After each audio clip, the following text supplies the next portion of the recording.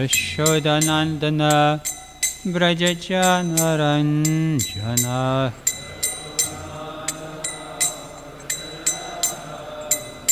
Yashodanandana Brajajanaranjana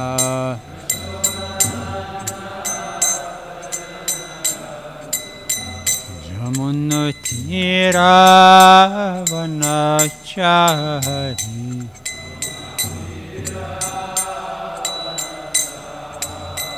Yamunatira Vanachari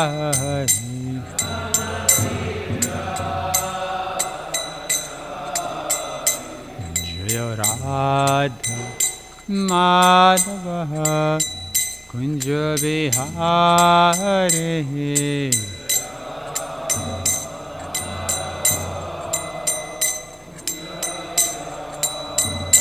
Jaya Radha Madhava Kunja Vihare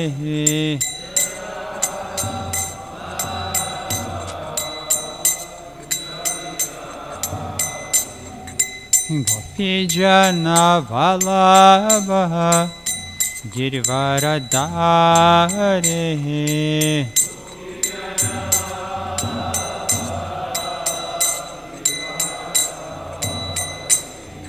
Gopijana Vallabha Girvaradhare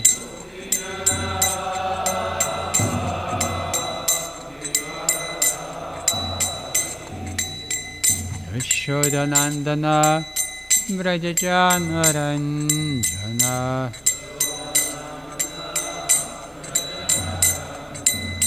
Yashodanandana Brajajanaranjana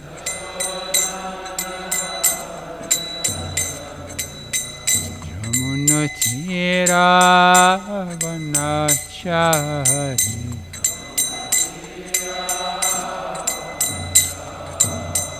Yamunatira Vanachari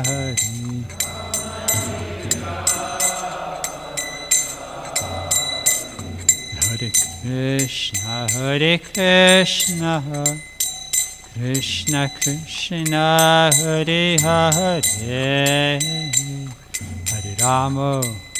Hare Rama Rama Rama Hare Hare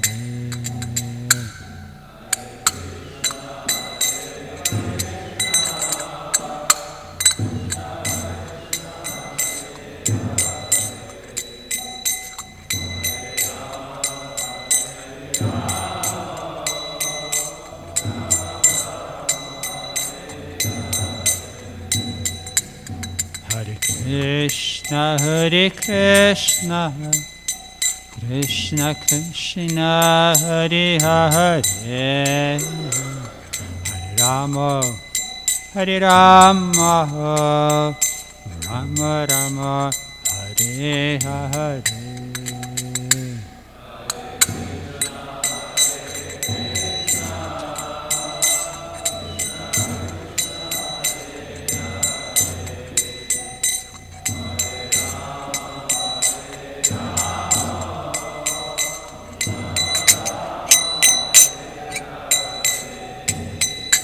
Hare Krishna Krishna Krishna Hare Hare Hare Rama Rama Rama Hare Hare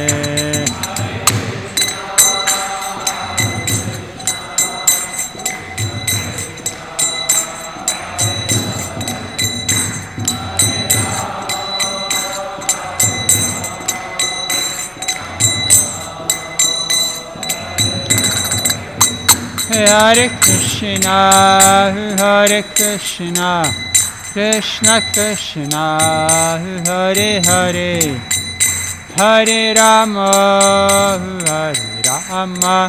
Rama Rama Hare Hare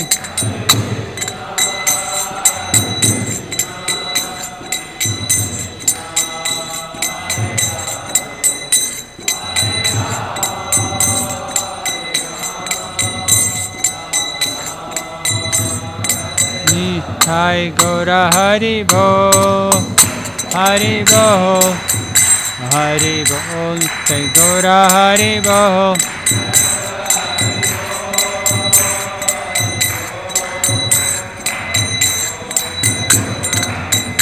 Jai Jai Prabhupada, Prabhupada, Prabhupada, Jai Srila Prabhupada.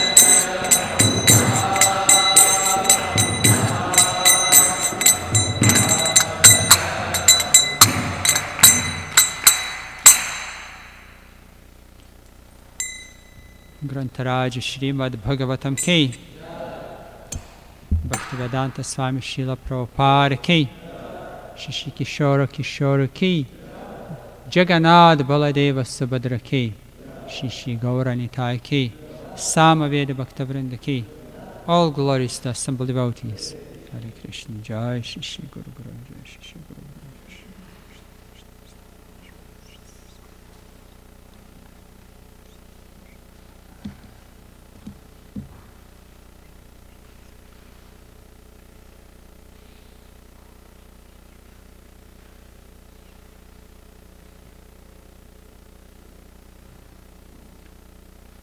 Today, 28th of May 2014, by the mercy of His Divine Grace, Sri Bhaktivedanta Swami Srila Prabhupada, and for the pleasure of all assembled devotees, we are reading from Srimad Bhagavatam Purana, 6th canto, 4th chapter, the Hamsaguya prayers, text number 33.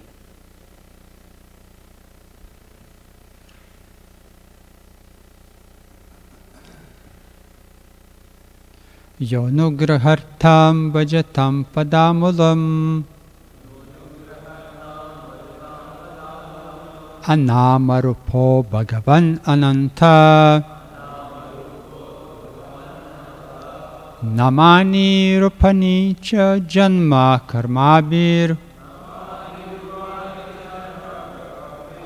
Beji Samahyam Parama Prasidatu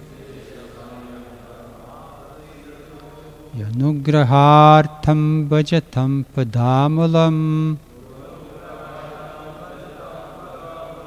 Anamarupo Bhagavan Ananta Namani Rupani cha Janma Karmabir Bheji Samahyam Parama Prasidatu. Please.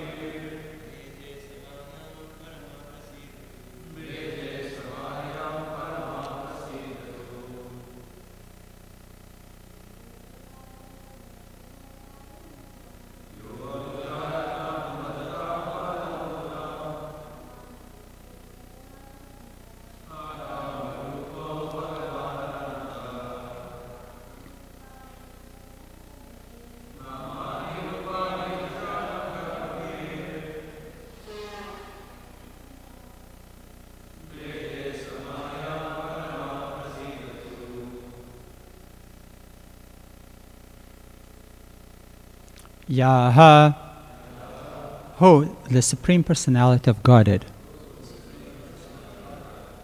Anugraha Artham, to show His causeless mercy. Bhajatam, to the devotees who always render devotional service.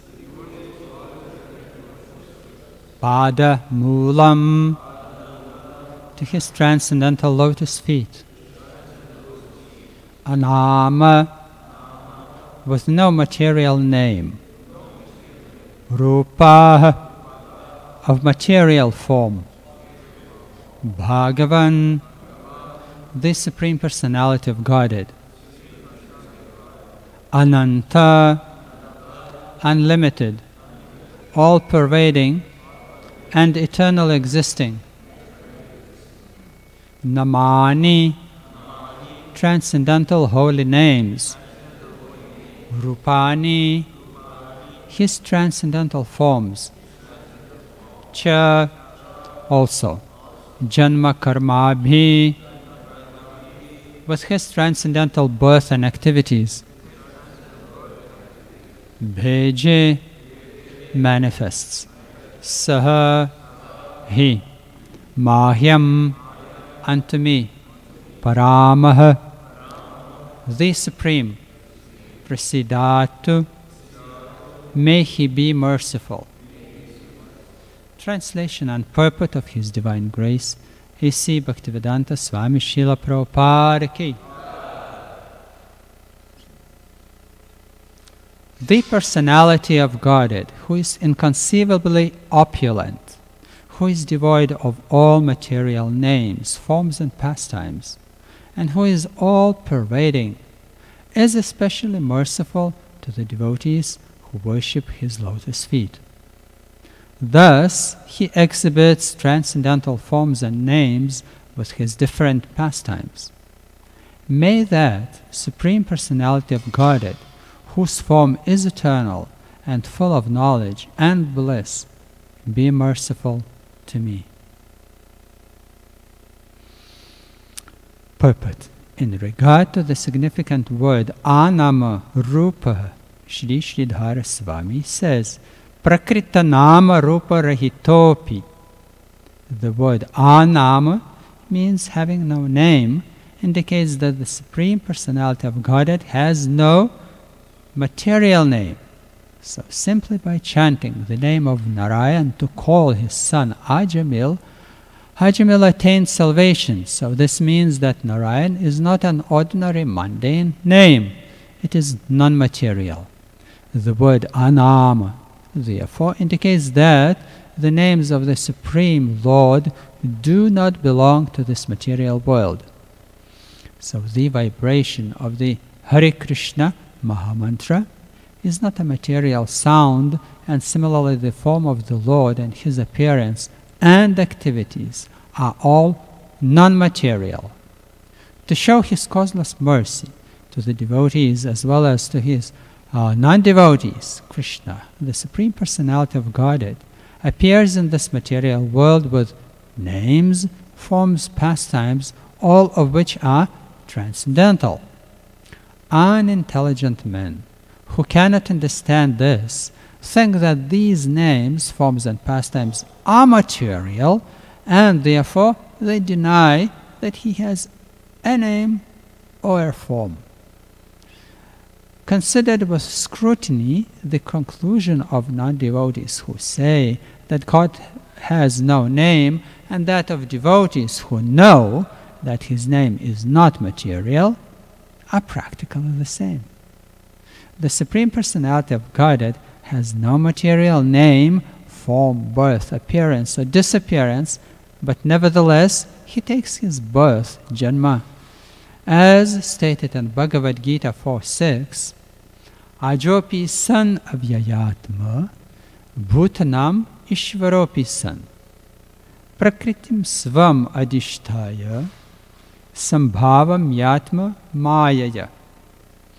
Although the Lord is unborn, Aja, and His body never undergoes material changes, He nevertheless appears as an incarnation, maintaining Himself in the transcendental state of Shuddha Sattva.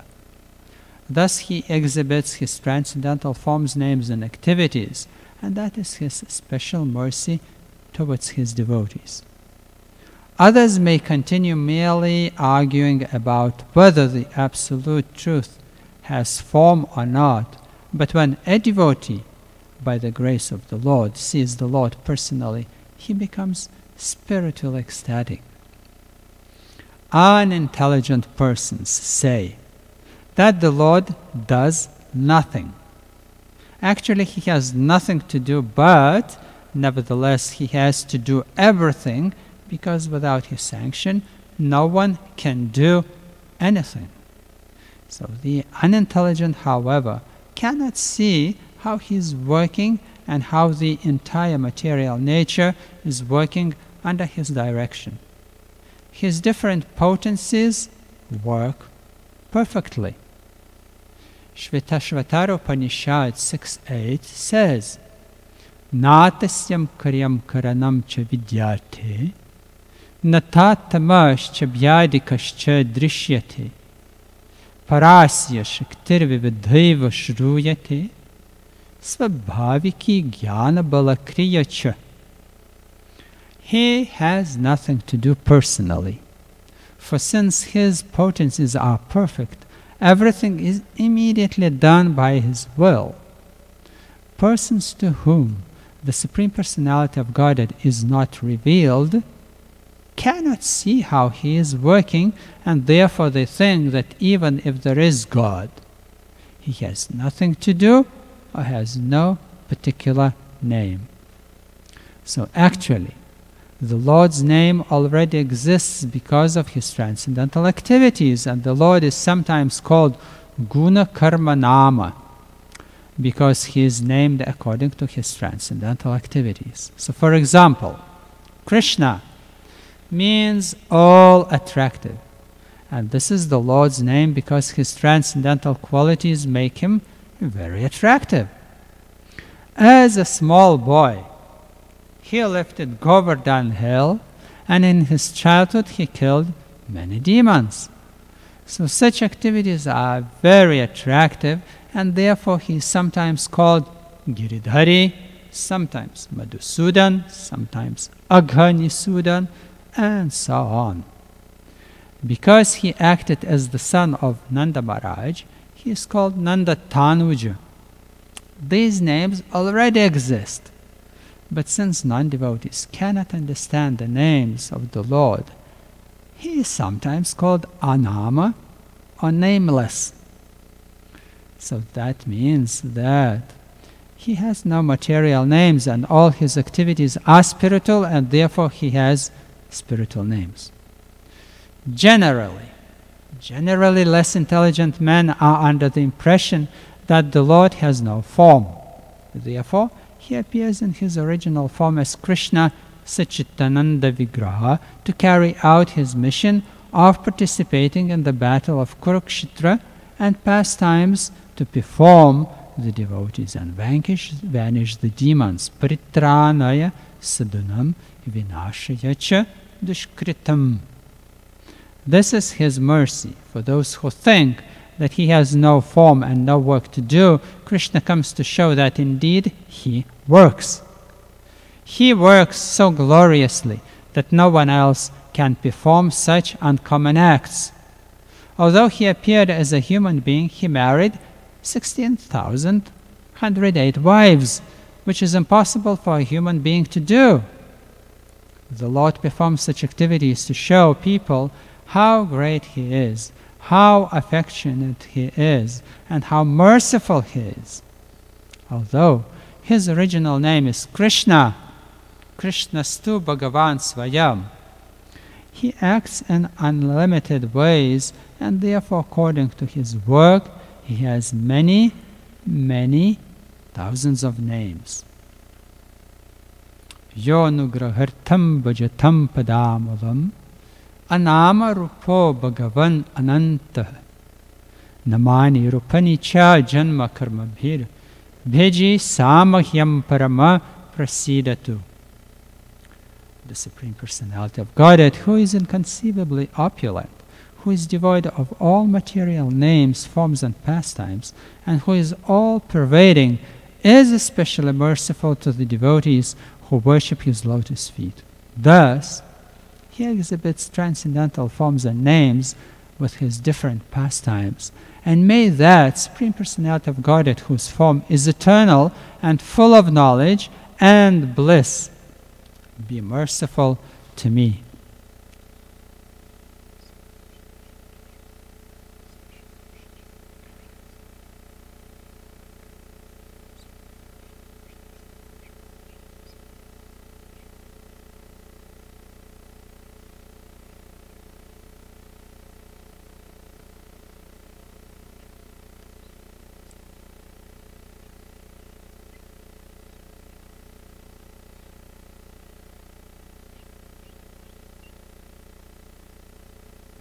Yes. Prajapati Daksha is conscious, deeply, highly conscious, that without the mercy of the Lord, nothing is possible. And he felt he has a task to inhabit the planets with the living entities. So, also, we could say that it's superhuman feat. So therefore, by performing austerities, and practically you can say following in the footsteps of Lord Brahma, who also found himself alone in the darkness with nothing around surrounding him, by performing the austerities could perform the fantastic engineering task to create all the universe. But just by reading the prayers of Prajapati Daksha, we may wonder, I am reading those prayers, and do I feel the same as Prajapati Daksha was feeling? Do I feel the same? I may read those words, I may repeat those prayers, but will the Supreme Personality of Godhead personally appear in front of me? So what's the problem? What's the difference? I may read those same prayers as Daksha pronounced them, but seemingly result is different. Daksha got the darshan of the Lord. If I read all the prayers he pronounced, where is the Lord? Will he appear in front of me? So this is the difference, that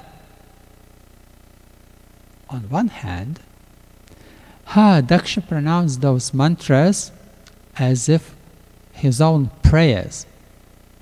Although in 22nd shloka we read that Srila Prabhupada says that it is to be understood that the Hamsa Guhya prayers were not composed by Daksha,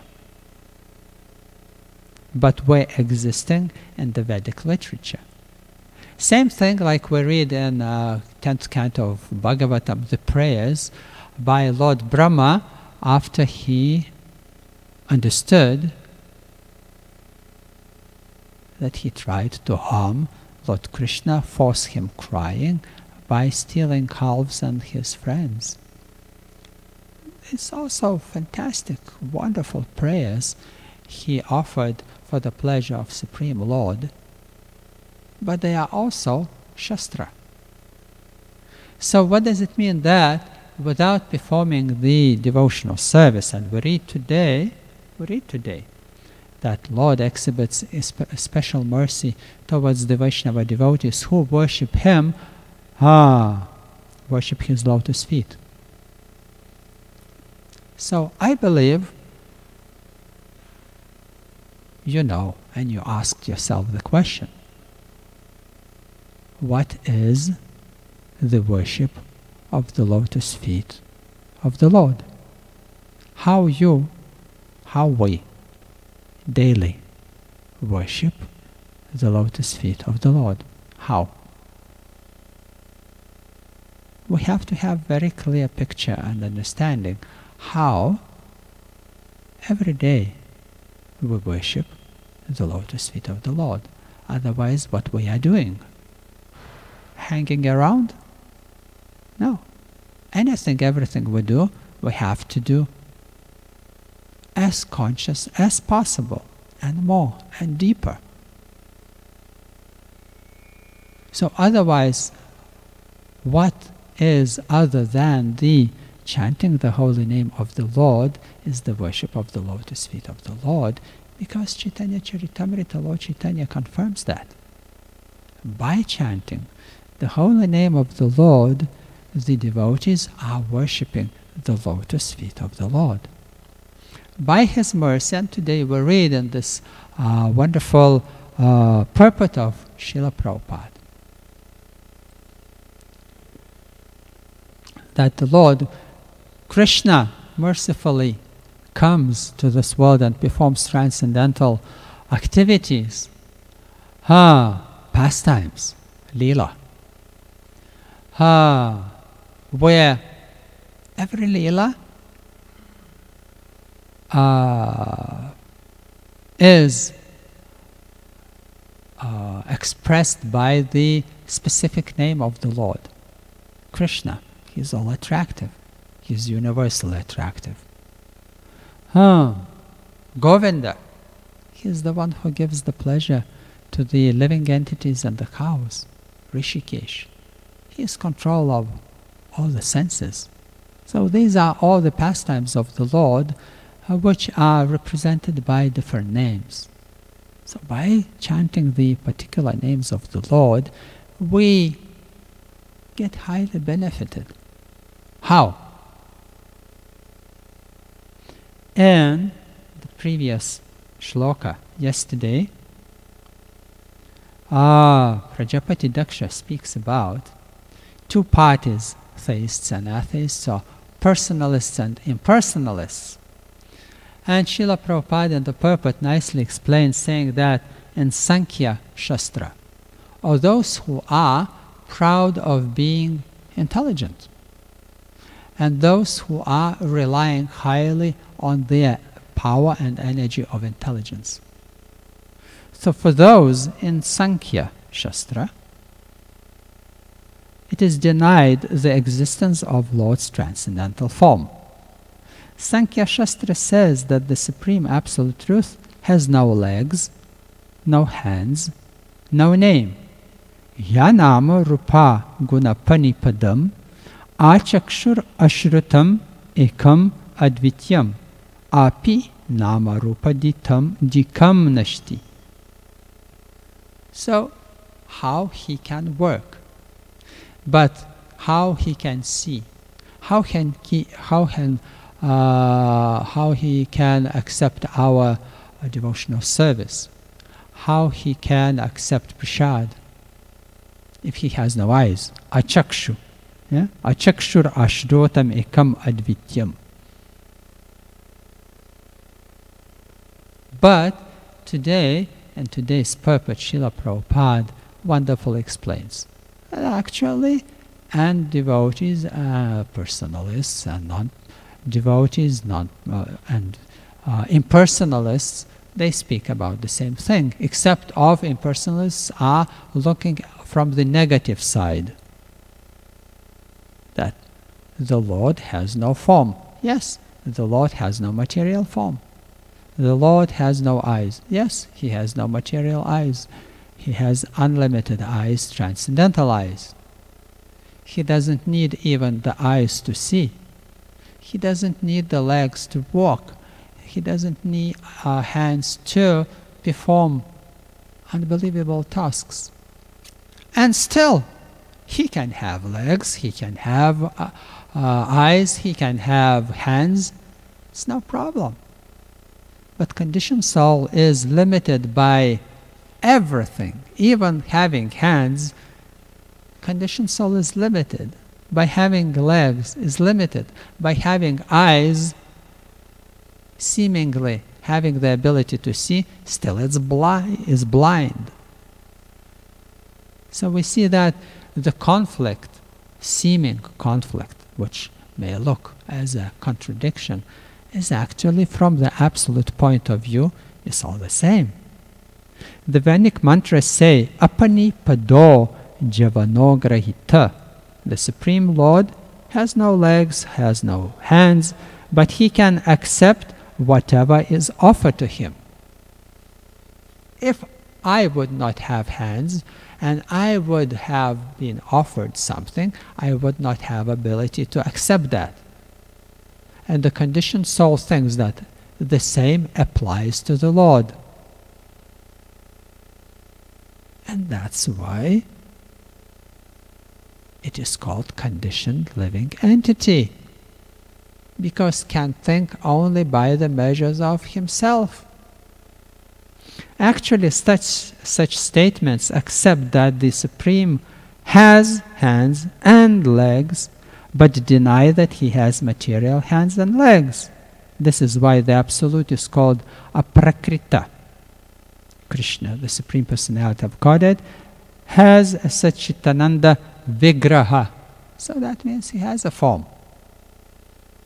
And one of the purposes of the form, to let the devotees worship him, is the most personal way to worship the Lord, through his form, through his name. Otherwise, it will be incomplete. Just last weekend, we had a retreat with 20 Krishna's friends. Some of them are chanting already, japa. Some are just heard about Mahamantra. And with a couple of my nice helpers, like Agidius, another bhakta was helping me nicely. We were explaining to them, reading from Bhagavad Gita regularly, cooking together prasad, offering prasad to the Lord. And some of them were admitting that, still, I cannot understand how God may have body. And it's natural. Until you cannot accept the fact that you can develop relationship with God, sure, the bodily concept for you is very uncommon. So that's why we see that the person who is on a Brahmabhuta, on a impersonal stage of transcendental understanding, for him to step forward to personal understanding of Supreme Lord takes time and takes endeavor, devotional service.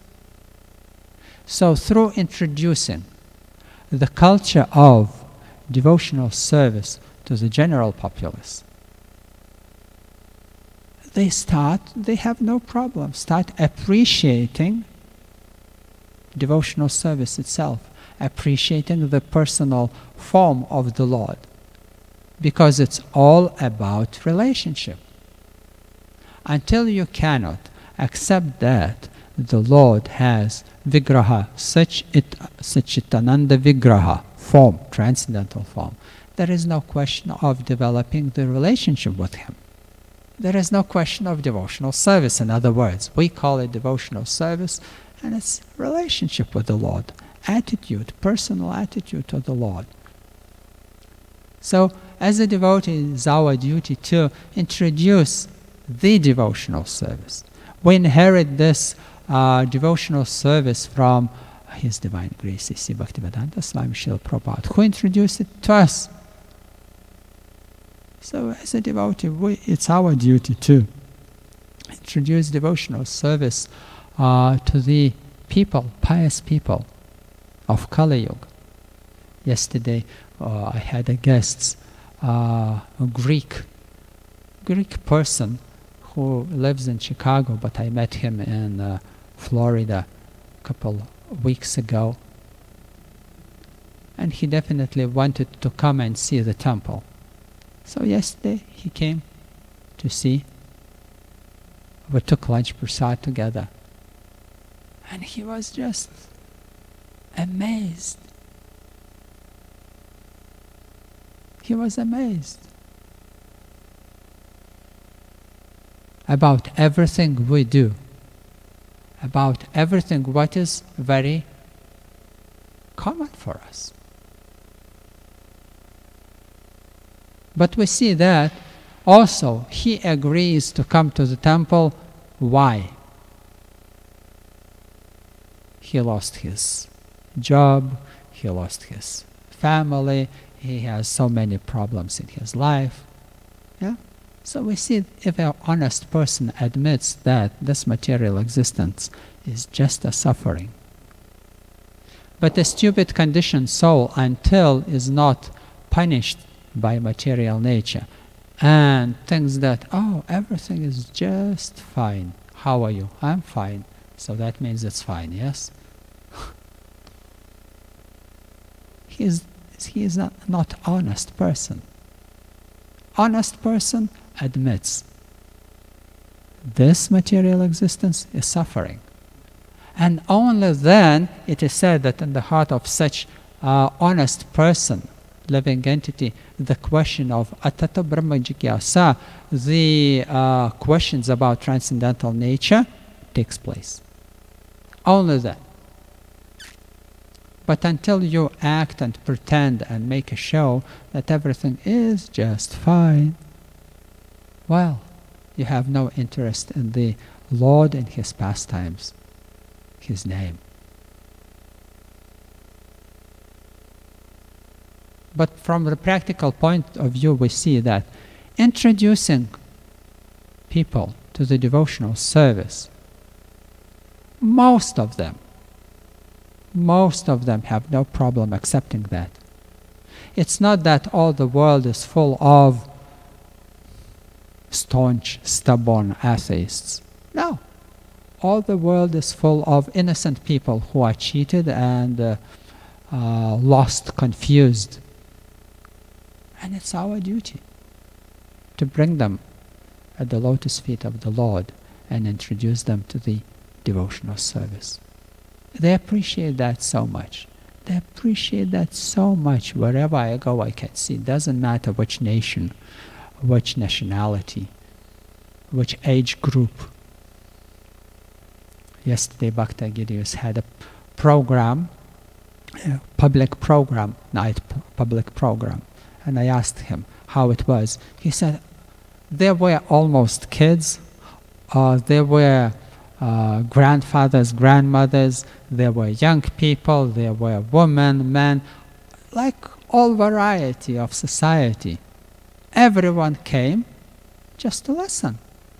And everyone enjoyed. Doesn't matter. During our retreat, there was a few Christian Catholic people. And they were trying to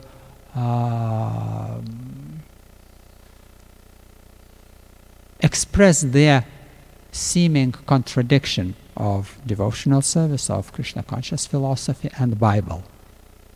But I told them, just look, here we are, 20 more people in this retreat. And there are men, women, there are old, young, there are differences by profession. So you just start pointing the differences. You will find hundreds of differences amongst all of us. So what? Then what? We have to quarrel and split? No. We are here because something unites us. So maybe let's see at the common thing, at the thing which, the things which unite us. To learn the absolute truth, to serve the Lord, that despite we are of different genders, still all of us are spirit soul. And even if someone is atheistically inclined, what? Does that make him not the spirit soul? Okay, he's atheist. But does that make him not spirit soul? He is still spirit soul. Bewildered one. So preach to him. take care of him spiritually. And he will convert, he will agree, he will accept Krishna consciousness. So it's the question of what you are looking for. Are you looking for differences or are you looking for similarities? So then they accept, yes. If we look for differences, that means we create a conflict. If we look for similarities, we are looking for unity. And although unity and diversity, still all of us spiritually relatives. Materially, even relatives, bodily relatives, they quarrel and split. So please, please, please, please, preach. Yaradehi tarikaha Krishna Upadesh. Go, and anyway we are meeting people in our life, even the relatives. We don't need to meet them. They are around, they are next to us.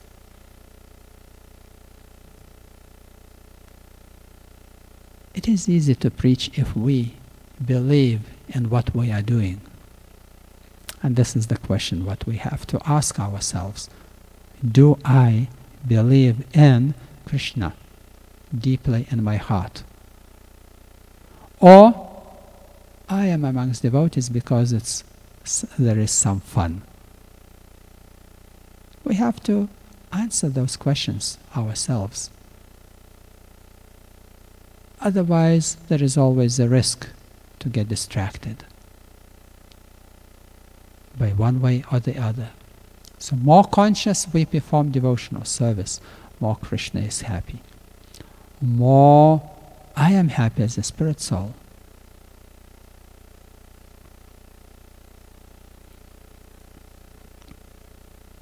We may have a wonderful temple, big temple in Chicago.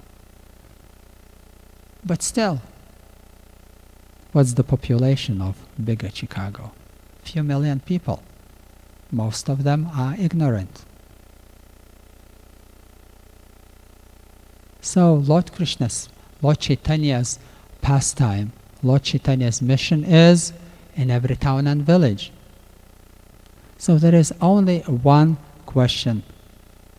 Will I take part in Lord Chaitanya's plan, or I will be outside of Lord Chaitanya's plan? Anyway, it was predicted. The chanting of the holy name of the Lord will be all over the world. So we see, it's happening. But will I participate in that wonderful, amazing, amazing plan of the Lord, of Lord Chaitanya, or I will be an outsider?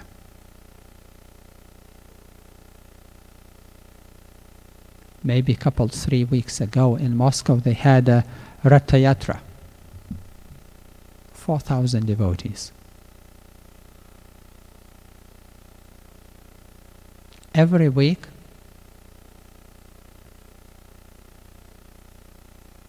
in different parts of the city, because it's 10 million, at least 10 million, 15 million population city, Moscow.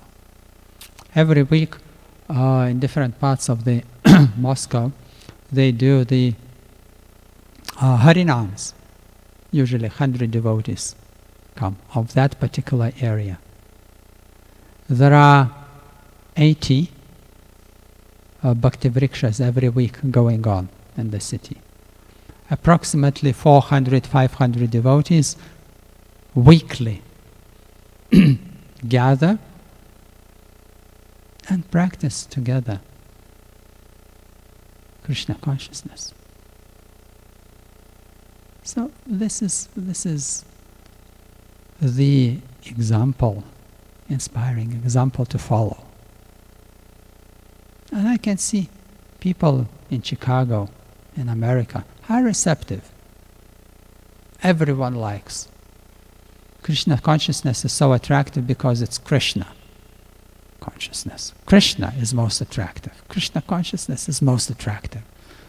So be yourself Krishna conscious and broadcast Krishna conscious. And you will see how much it will be appreciated. Don't be scared, don't be afraid, don't have complex of inferiority. People are waiting. People are eager to take it. So, do you want to be a part of the plan of Lord Chaitanya? Yes. Hari Bol, Harinam Sankirtana Yagya Ki, Srila Prabhupada Ki, Gaur Premanande. Thank you so much. Hare Krishna.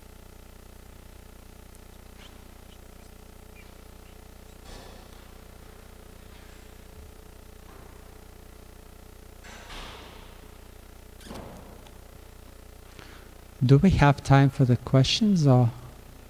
Yes? Prabhu. Hare Krishna, Prabhu. Thank you for your class. As you were speaking, I was reminded of the famous song, Nadia Godrume. Like Lord Nityananda is going to every doorstep and asking people to chant Hare Krishna. So Bhaktivinoda Thakur gives a commentary on that song and had a question based on that commentary. I just read it recently. So he's describing that there's 10 offenses to the holy name that we have to avoid. And in the 10th offense, he says that when one becomes attached to material things due to the bodily concept of life, then he commits namaparad. And Bhaktivinoda Thakur explains that this attachment is because he's cheated from the knowledge that the goal, as well as the practice for reaching that goal, are both spiritual. And I couldn't quite understand this statement. How is it that not understanding that both the goal, the sadhya, and the sadhana are both spiritual, creates attachment to material things? Might be able to elaborate a little bit. Yeah. Sometimes it's difficult to explain. Some sentence or some words are not reading all the context. So maybe in the context of it, we could get a more elaborate view of the principle which Bhaktivinoda Thakur explains here. But so far I can understand it's that if we pursue the material goals by performing the sadhana, that is an offense. That if we think that by performing devotional service or by chanting the holy name of the Lord, I will solve my material problems or satisfy my material hankerings, that's contaminating. That which results in the offenses towards the chanting of the holy name of the Lord. Because Lord Nityananda, yes, he was knocking every door and asking, please chant Hare Krishna. And he was not giving any promises. You will become healthy. Chant Hare Krishna because you will become healthy, wealthy, wise, intelligent. No, he was not giving any promises. Just chant and be happy. Yeah? So, for a materially motivated person, it may seem too little. Like chant and just chant, no reason. Everyone wants some reason, motivation. Everyone is motivated materially, highly motivated materially. And it is said that for the non-believer, it is an offense if you start explaining the glories of the chanting of the holy name, and this is one of the offenses. Because the person may interpret it in a wrong way, and you will be guilty for that. So, better just chant holy name of the Lord. And if a devotee has a deep faith in the power of the holy name of the Lord, he can, through the purity of his heart, inspire others to chant. But if we are ourselves motivated, and we are to some extent, then people may not take us seriously enough. But still, it's the path. We are on the path, and we continue. And we continue. And Harinam is wonderful, wonderful process. We see in New York, in Union Square, it's already more than a year. Every day devotees perform Harinam. And we can see that first result, first thing, how much it inspires and unites devotees. Anyway, it's our primal duty, chanting of the holy name of the Lord. It's all the Krishna consciousness, all the movement is built on that. So more projects, more opportunities we create for chanting, for congregational chanting of the holy name. Oh, this is the topmost preaching. And we can see that the world is changing.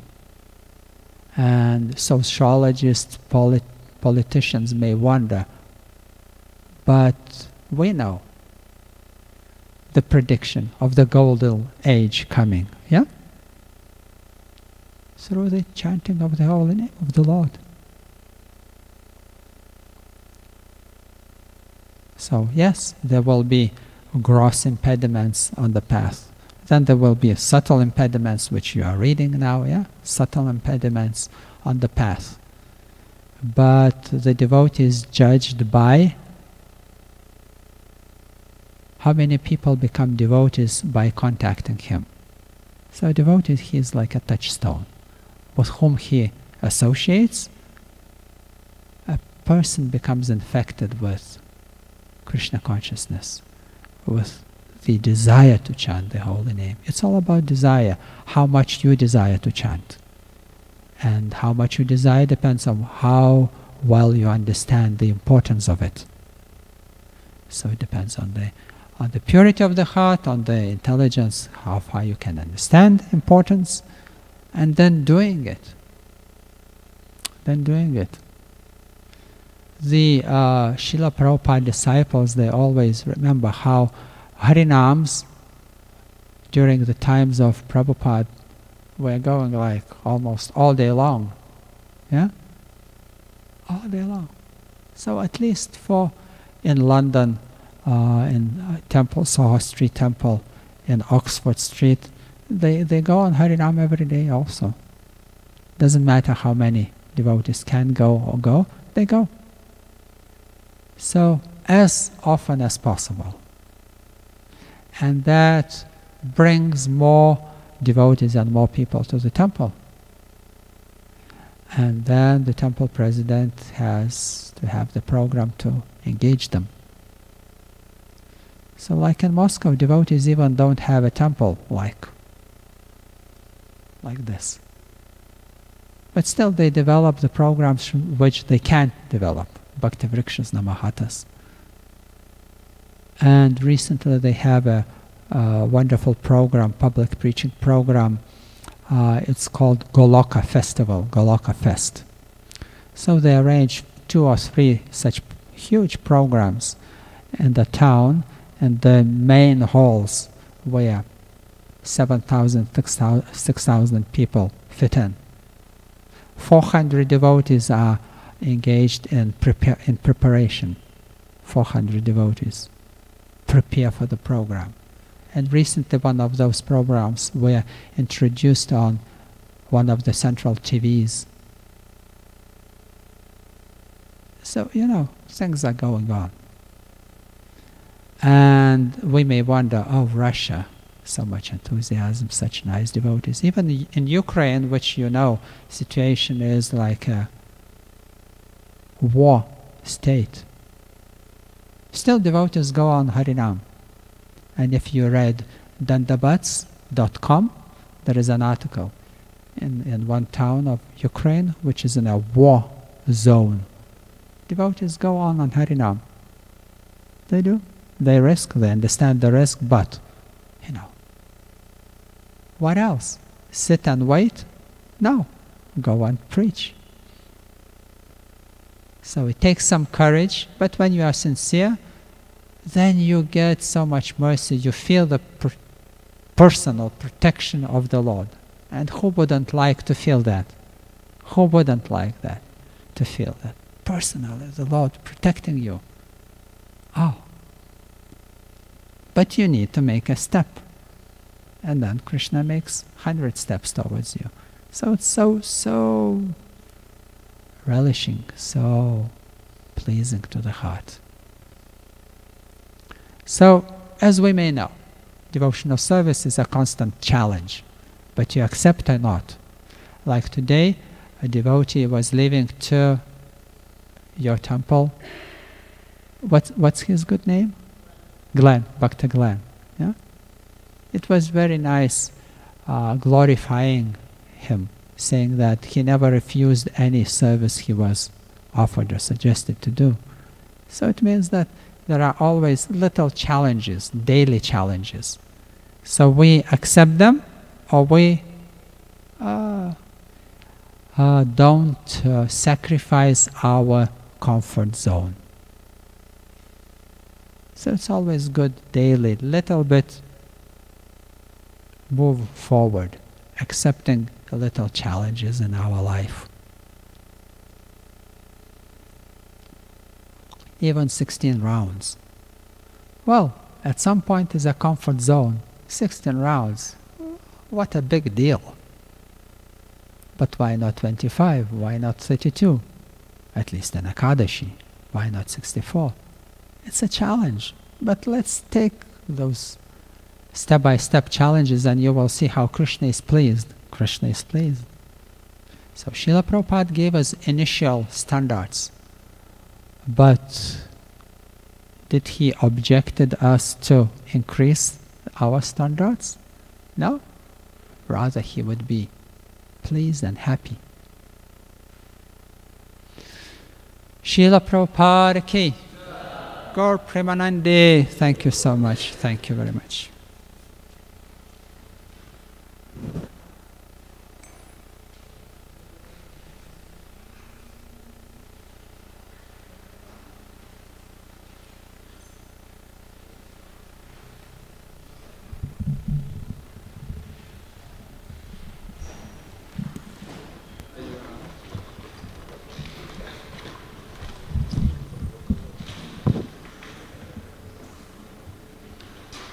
Hare Krishna, there's bhoga downstairs, if devotees could help.